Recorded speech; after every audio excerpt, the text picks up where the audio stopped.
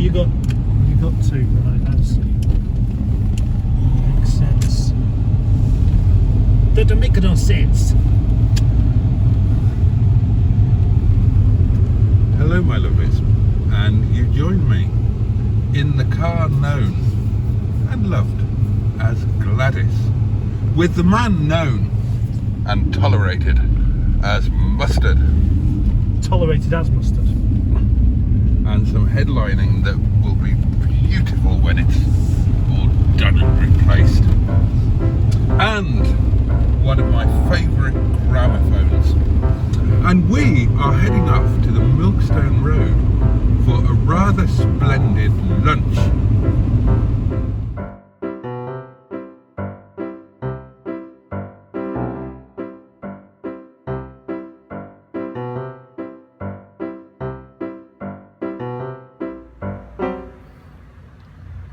Right.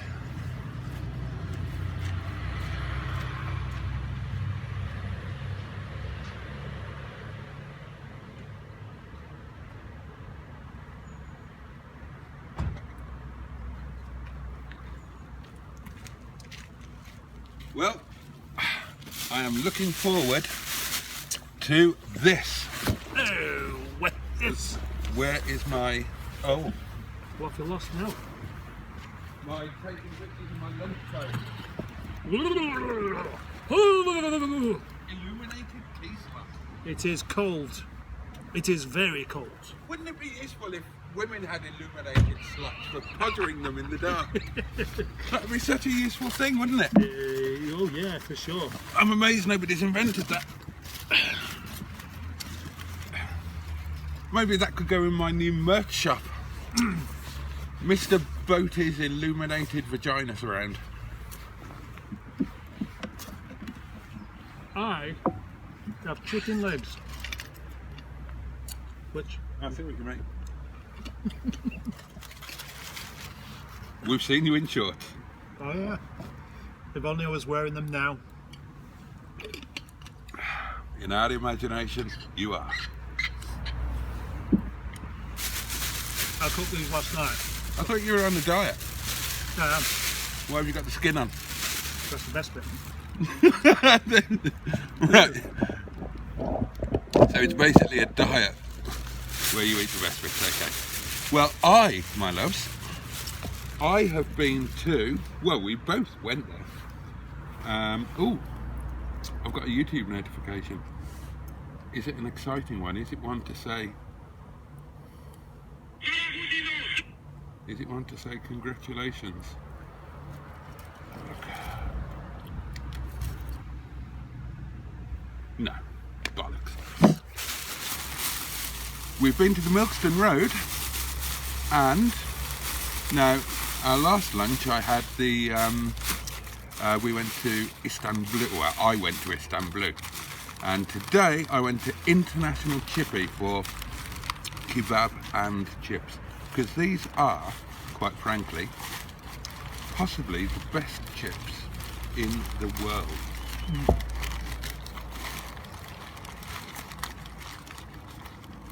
The kebab isn't the best in the world. The kebab from Istanbul is the best in the world.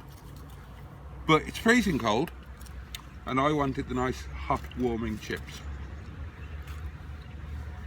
Don't let those magpies eat my chicken.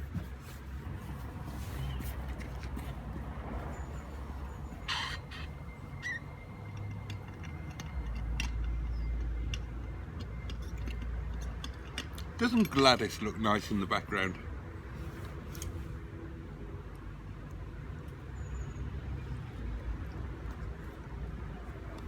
Oh God, that wind is biting cold. Oh, right, I need to take a photograph, don't I?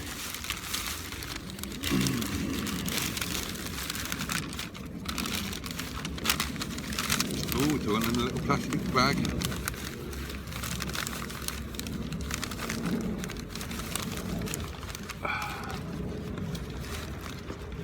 Oh, that is disgraceful.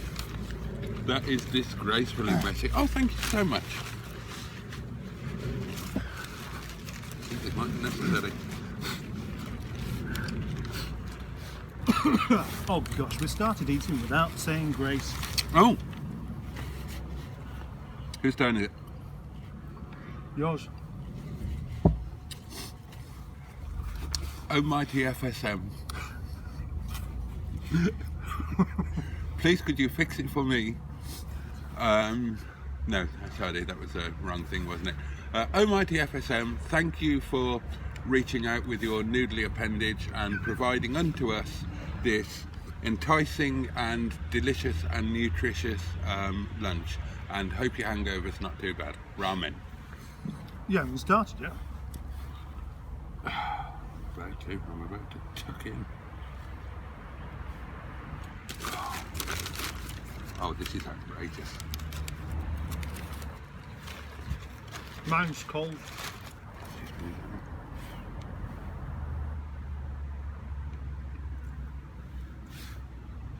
There, that's that. No, Splendid. You know when We haven't done this for ages, have we? no. You know when something's good, Yeah. meaty, but it still tastes good cold.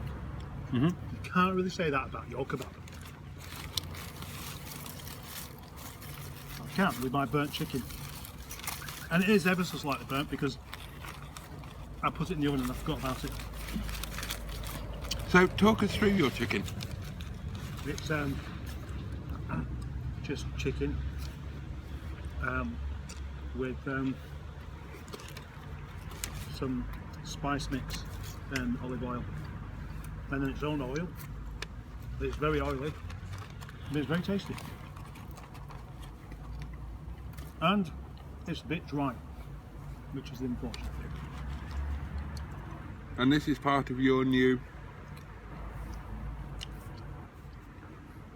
kind of decision to be a little more discerning about what you shove down the little red lane. Yeah. And how are you finding it? What do you miss most? Bread, chips, potatoes, And what are you replacing those with? eggs.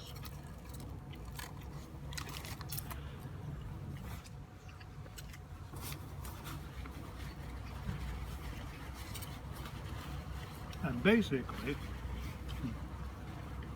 doing away with the carbs and having as much meat as I like. That's the plan. Of course, weight loss and weight control is about two things. It's about calorific intake, but it's also about calorific burn off.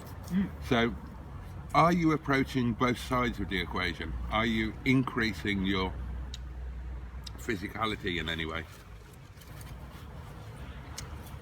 Perhaps by You'll find out later. doubling the portion of the good stuff that you allow to Mrs. Mustard. Yeah. And yeah, No. I'm sorry to all of you ladies out there, but he is married. Well, yeah. So? Well, they're going to be disappointed. No. Because if you don't watch my live streams, you might not be aware of this. But a couple of live streams ago, we discovered that Captain Mustard here is what is commonly known as a muff magnet. You discovered that. You're going to use it to your advantage. Yeah, well, Like everything else. I can live vicariously through you in so many ways. Good idea. Did you meet any celebrities over the weekend?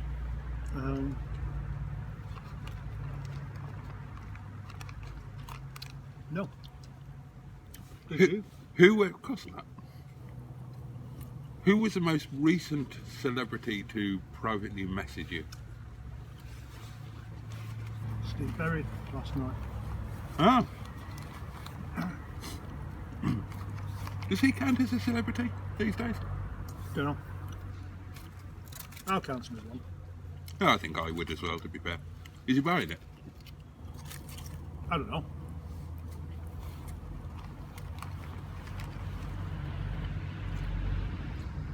He's Do you know the first thing I saw when I watched your video of him? the person you saw? The first thing I thought. No.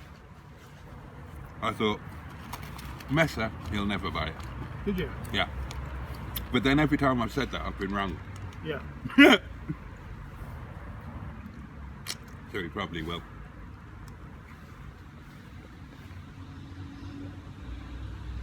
Just waving at the squirrel.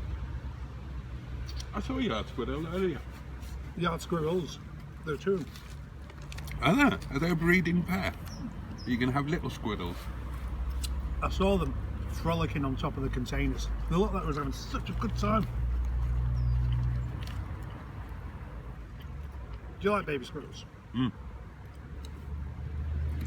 I raised one. Did you? I told you, didn't I? Didn't eat it, did you? Yeah. We were taking Little Miss to, no, we were collecting Little Miss from school. And, oh yeah, you did tell me, yeah. That is a true story. the It baby, must be, because you've already told me once. yeah, the baby squirrel just ran at Boo's body, sat on her shoulder, and wouldn't leave her. And we were asking about, and it seems that the mummy squirrel had sadly been killed. Oh. So yeah, little squirrel came home with us and we cared for it. And it was jolly affectionate. He used to sit on your shoulder and nibble at your neck. And then it broke our hearts when he grew up enough to leave home. Boo was weird like that. She had a Dr. Dolittle thing about her. All animals instinctively trusted and loved her and wanted to be close to her. Yeah. All Even sorts. wild animals. Even snakes and slow worms. Oh. You know, slow worms, they, if you grab hold of them, they shed their tail to escape. And they grow another tail. Huh? We had a slow worm come to the cottage. And she could handle it, no problem at all. Was never scared, loved it, loved her. Yeah, that is curious.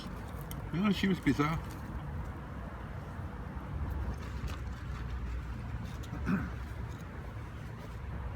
What's going on? With who? You. Why, what?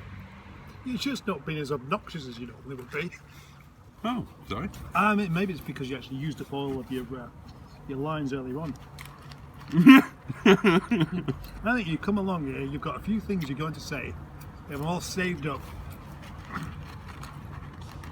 and you've got to use them all up in Shut a my private mouth. conversation. Got to save some for later as well. Oh, At the time of filming this, it's Monday lunchtime, and tonight we're going to be doing our first joint live stream, which by the time you see this will already have happened, but if you didn't see it live you can still go and watch it. It's ever so easy to find. When you're looking at my channel, you can find it in one or two ways. Either click on the button that says lives, and then you'll see all of the live streams in chronological order, or if you go onto my playlists and just check out the live stream option on my playlist. And of course on the playlist you'll find many other interesting options. So for example, if you would like to see more videos of us eating lunch and chatting, click on Mustard and Boaty Do Lunch.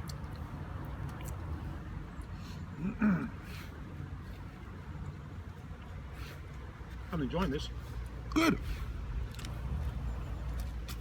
I'm enjoying this. Well,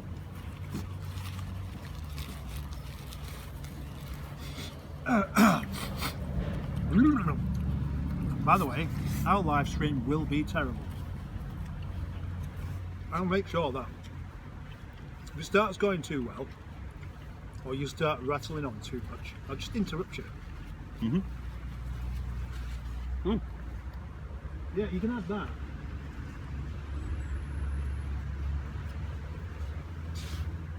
That is a well-fed magpie. Yeah. It is a well-fed. Oh, another one. And there's the other one. They know there's food about. They can smell it and they just hover around. Here then. Magpie. It's there.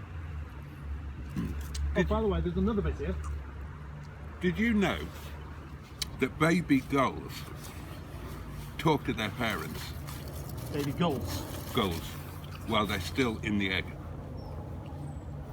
And the parents reply. Huh? It doesn't sound implausible though. And did you know that there's no such thing as a seagull? There's no such thing as a seagull. Yeah. No, I didn't know that. I'm not entirely sure I do now either. Yeah, seagull isn't a thing. They're actually herring gulls. Seagull's the common name. Yeah, the inaccurate name. Okay. You seem to be looking at the sky quite a bit there. Were you looking for herring gulls or just being fearful of that plane that just went over? I'm obsessed by hairy planes, so I wanted to see it. And it's about the right time for the Big Daddy, the A380, to get into Ringway, the Emirates one. Is it?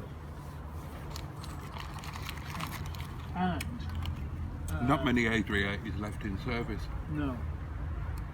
Well, that's well, it's going to Manchester. You'd see that quite nicely from here, then, wouldn't you? What do you like best, planes or trains? Planes. Right, okay, what do you like best, that kebab or those chips? Chips.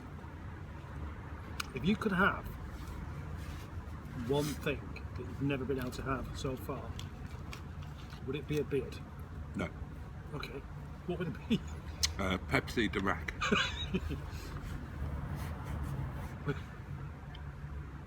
What if she's got a beard? She hasn't. What if she's acquired? What if she's had a sex change in the meantime? I don't want to do her now because she's old. I want to do her as she was. Oh, so it's irrelevant, isn't it? I want to go through a time machine. And I'd like to be a bit younger as well so I could do her justice. I'm not the man that I used to be. And in many ways that's a good thing. Oh yeah, it's a good thing. You're looking forward to that time where you, if you was married, that you'd have separate beds, aren't you? Oh yeah. How luxurious that must be to just climb into bed and not have anybody snoring or Well, talking in their sleep, that kind of thing. the idea of sharing the bed, historically and traditionally, only ever happened with peasants. Yeah. The only reason that you would share a bed, and even share a bedroom, is because you couldn't afford a separate one. Decent people, the knobs, they would have separate, and the gentleman would visit the lady's boudoir, Yeah. administer a podgering, and then piss off. And in many ways, that's the way it should be. Although, with the right person, it is jolly nice to just snuggle up and spoon up together, isn't it? I remember an episode of Rabsy Nesbitt where she left him. And he was talking about how there was a groove in his big stomach that was the exact fit for her ass because they'd spent so much time, so many years curled up in bed together.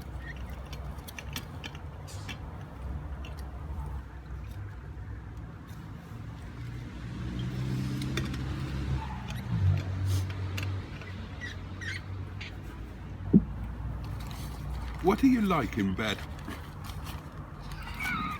You'll find out later. Do you get into bed and do stuff like with your phone or read a book or something, or do you get into bed and go straight to sleep? Straight to sleep. How long between getting into bed and falling asleep? I wouldn't even know. What about you? Are you a reader? No. Used to be. Yeah. But these days... Wine. Wine takes over. Well, bed used to be a kind of social area for me. And now it's just where I sleep, or potter. Well, so I'm asleep within 20 seconds of climbing into bed.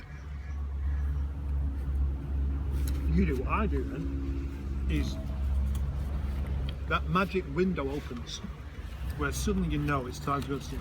Mm. And you go and do it straight away. Mm. If you don't, you could wake back up again. But it's something that you didn't learn until later in life. I used to do a lot of reading in bed. I once read a book about sleep and the mechanics of sleep, and it kept me awake all night. But it is true. It was really interesting, going on about how important it is to sleep. And I did. I feel sorry for insomniacs because they have to deal with something that very few people, other people, have to deal with. Right? Because I guarantee you, try this. Right.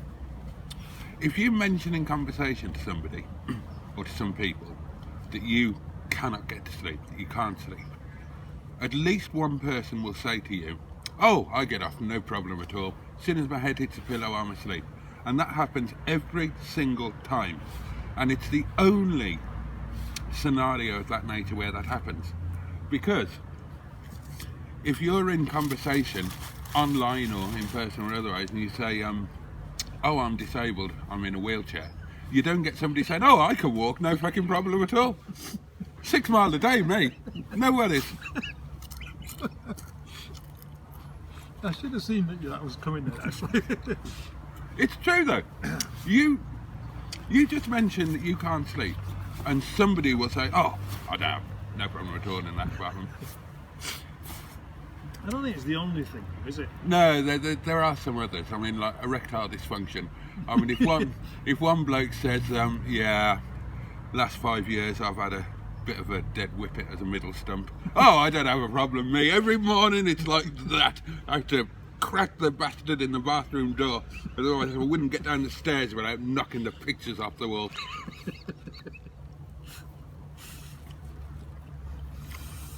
Are you in favour of that? What? Knocking pictures off the wall with your plank? Do you think that if somebody highlights a misfortune or disablement about themselves, do you think that we should point out that we don't have it? Well, it's gloating, isn't it? Yeah. But yeah, of course I am. I think we should do more of it. Okay. This probably be a bit of an unpopular thing to say, and I'm not sure if I'm going to now.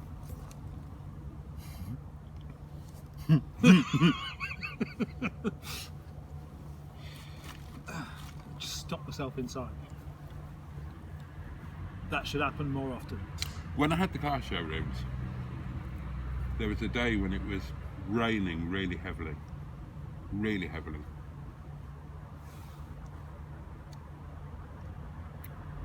Really heavily. Really? And puddles had developed. And there was a dad walking with his kid, looking around the cars. And they were going across the middle of the forecourt, and the kid tripped over and fell in a puddle. And almost simultaneously with hitting the wet ground, he started crying his eyes out. Absolutely. And that awful children's cry that just, even if it's not your own kid, just triggers something inside you, and the protective aspect kicks in, and you want to take their pain away because you can hear their mixture of fear, surprise, agony. And it got me like that, and I looked up to see the father, and the father was dancing around pointing at him saying, "You fell over, you fell over." And I thought, you bastard. And at that moment I wanted to kill him, but the kid hadn't hurt himself. It just wanted, and he was just doing that kid thing. And the kid looked up at the dad and started laughing. And I thought, that's parenting. It can be, yeah. But I actually know exactly where you're coming from, because often a crying child will receive more sympathy from others around than their own parents, and that's because the parents are sick of hearing it. But I've noticed this a few times, like in the supermarket, you can hear something going on, and there's this horrible, well, it's not horrible, I suppose it's just a natural feeling of pain for somebody else. It's empathy, isn't it? Whilst the parent looks annoyed because actually they're making a show, even if they're not doing it deliberately.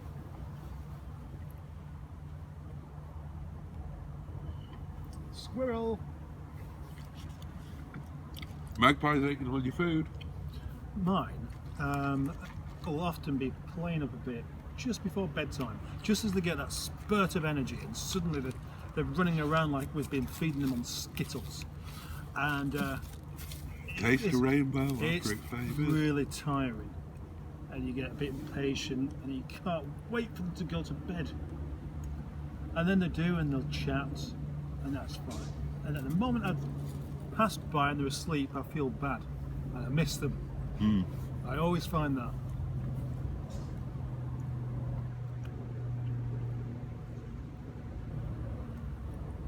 Yeah, actually,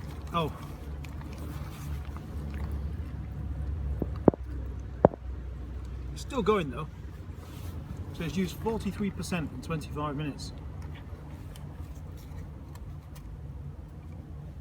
The battery needs replacing, ideally. It's not very healthy. But it's a very old phone. That's an iPhone 6.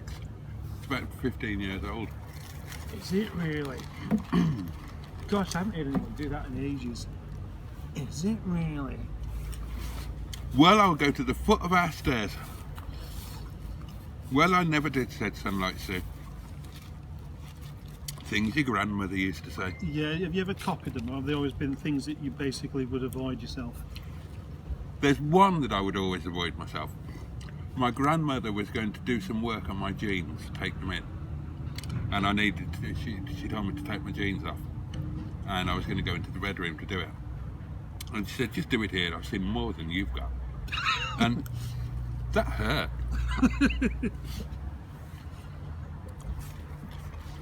And my grandfather had a very pendulous scrotum. Oh, did it? Really pendulous. Oh, that was, I wish I could have spotted that. The squirrel then, it just hopped from one branch to another. It was like spinning around on this branch there. We didn't quite catch it, but then managed to balance it out. And one of the funniest things with these squirrels, actually, the other week, my friends Adam and Peter came up. Adam is this really lovely chap who kind of looks like his granddad. He's about 30, but he dresses like his granddad, which is nice to see when you see young men that actually aren't just in baseball caps and that kind of thing. And he's very polite, he's very well spoken, and he's very he isn't a noisy person. He's not shy, but he's just a very polite man. Yeah. And we stood over there chatting, and we had some biscuits on the table. And turned around, it just said, that fucking squirrel's got your biscuit. And off this squirrel went with the digestive chocolate digestive in its mouth, complete biscuit, running off down the yard there. Oh, awesome! And Adam's reaction was funnier than the squirrel, I thought.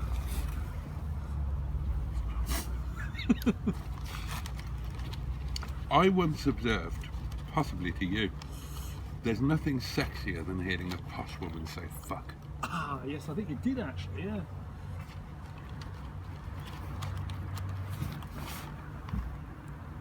Is that really true though? I've got a question for you. Go on. What makes a woman good in bed? Have you eaten all those chips? Yes, I have. Wow. Impressive, eh? I'm absolutely stuffed. That's unusual. Should we just started that? Needs a bit of easy start, that does.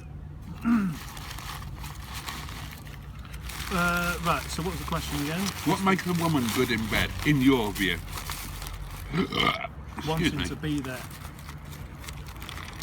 Well, that says a lot about your experiences, doesn't it? It could do. Well, that kind of suggests that you've had experience of carnal knowledge of a woman who didn't really want to be there. Well, I mean, you know, sometimes they can fake it a little bit, I suppose, can't they? Whether they'll do it kind of begrudgingly. What, I don't know. But, you know, enthusiasm, in other words. You know, somebody really wants to be doing whatever it is you're doing in bed. Okay. It might be reading. You might be watching the television. But we're not talking about that, are we? For me, it's dialogue, talking, but not dirty talk. I hate dirty talk. Dear. I hate hearing it, and I can't do it. And it does nothing for me to turn off, if anything. That is unusual. Well, I mean, I don't know if it's actually unusual, but it surprises me. I hate it. Who wants something a bit more imaginative?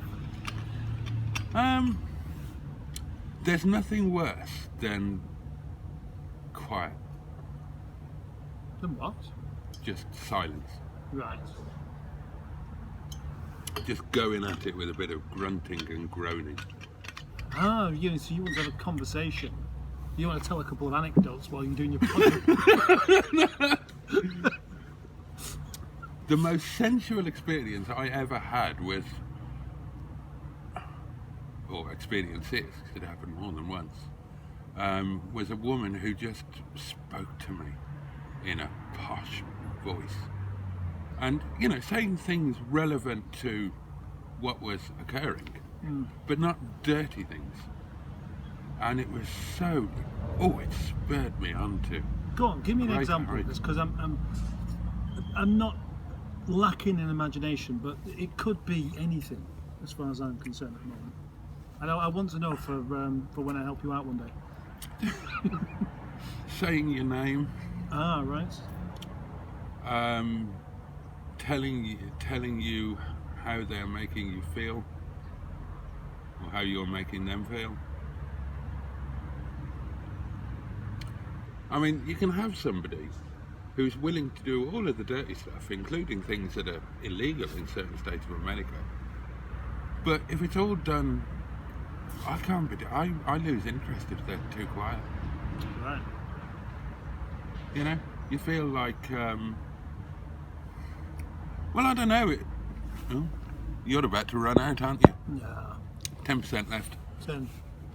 It's like doing a live stream to no audience. That's how it feels. You know what that's like, don't you? Oh yeah. I think we'd better wrap this up because it's like half an hour, and the battery's about to go pop. That is freezing. And my hands are fucking freezing. And yeah, let's call it a day at that. Thank you so much for watching, and we will see you the next time that Mustard and Boaty do lunch. That was our best ending yet. It was almost fucking professional, that was. Yeah, I wasn't expecting that. I don't think anybody was expecting that.